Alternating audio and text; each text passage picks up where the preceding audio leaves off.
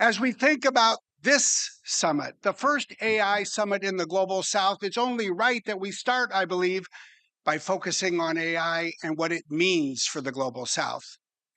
In some ways, I think the best way to start thinking about AI is to look more broadly and think about the state of the world in which we live. We live in a tumultuous time and in a fragmented world, but I think in so many ways, the deepest and most enduring divide has been the economic divide between the global north and south.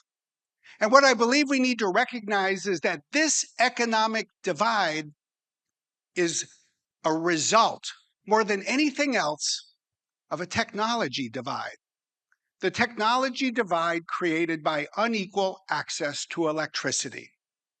Electricity became one of humanity's most important general purpose technologies, meaning it spread across economies. It was applied in every industry. It boosted productivity. Where electricity went, economic development and prosperity followed. But as we all know, electricity did not spread everywhere at the same pace. It was literally 144 years ago that the first electrical power plant started operating in lower Manhattan, and yet we come together today and we still live in a world where 700 million people lack access to electricity. Now comes AI. AI, perhaps more than any other technology this century, will play a bigger role either in closing this economic divide or in exacerbating it and making it even wider. That is perhaps the single most important question for us, I would suggest today, as we think about the role of AI in the global south. How can we do better? Because we need to do better. What will it take? I think it's going to take a few things that will require that we all come together and work together. First, the obvious. We need to bring infrastructure to the global south. That means data centers and compute. It also means more connectivity. It, it means more electricity. That is going to take not only the world's best technology, it's going to require an enormous amount of investment. That's why we at Microsoft announced yesterday morning that we're on pace to spend $50 billion by the end of this decade to bring AI to the global south. And of all the countries in which we are investing, India, not surprisingly, is one of the largest. But we'll need to harness private capital, investments from tech companies, other sources of private capital, government funding. We'll need governments and others to generate demand for the use of AI in the global south, because that is the only way to get the wheels of the market spinning and to do what we need to do together. That's the first thing we need to do together. There's a second thing we need to do. We've talked about it here already today, and it is so clear when you study the history of technology. Infrastructure is not only hardware, it's not only wires and grids, it's skilling for people. Because the key to enabling a country and a population to use a general purpose technology at scale is to give people across the country access to the skills they need to put it to work. And that's why it's such good news that we see so many governments supported by the United Nations and supported by private companies investing in more skilling. It's actually something that should speak to all of us. Certainly, as a tech company, we're committed. We've launched through Microsoft Elevate new initiatives, including one we're announcing this week, Microsoft Elevate for Educators, to equip teachers with access to help their students learn how to use AI. But in the truth, it doesn't matter where you work. You have a role to play. Because the lesson of digital technology, I was an example of this, was that it took employers to open their doors to computing. It takes employers today to open their doors to new AI tools. It will take employers to invest in the skilling of their employees. It's not just for the next generation, it's for every generation that this fully matters. Then there's a third challenge for the Global South. We need to make AI work effectively for the Global South, and that requires some special initiatives, at least two. First, we need to make AI as effective in every language as it is in English, and today it is not. Performance tests show that's the case.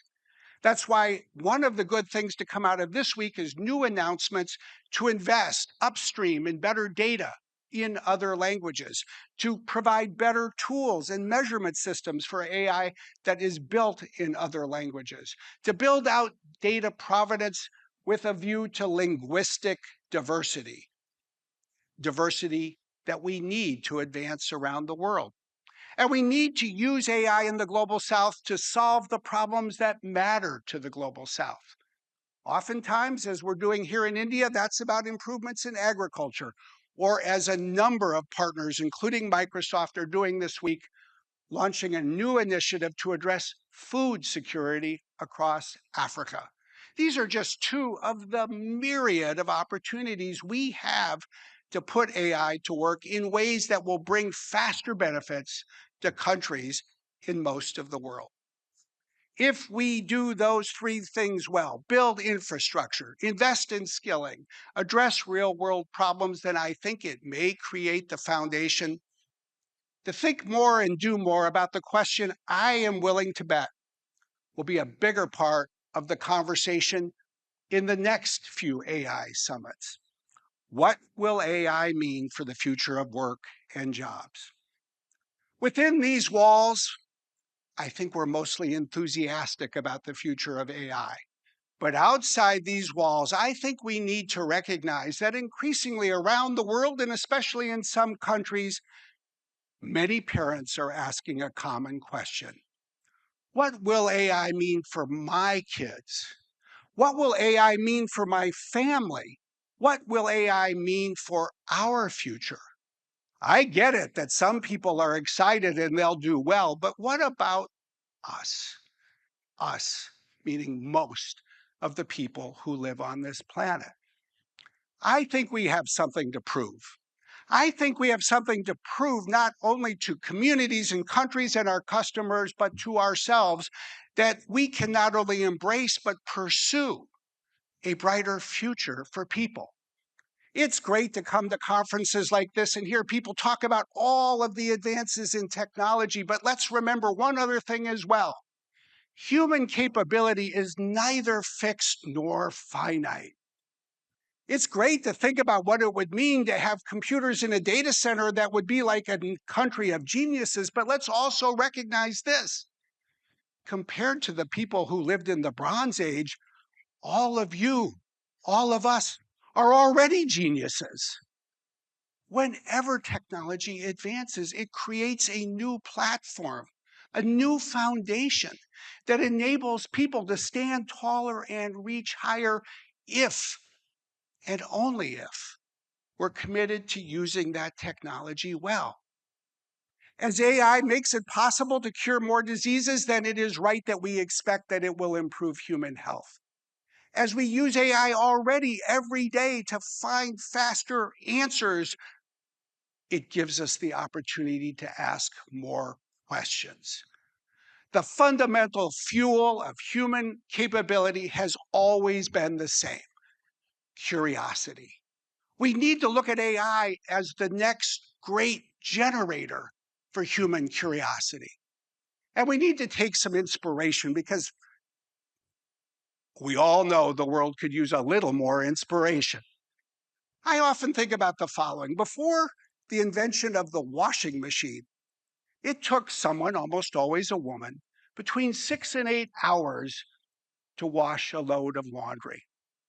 But as the washing machine improved, that was compressed to 30 minutes. But do you know what happened?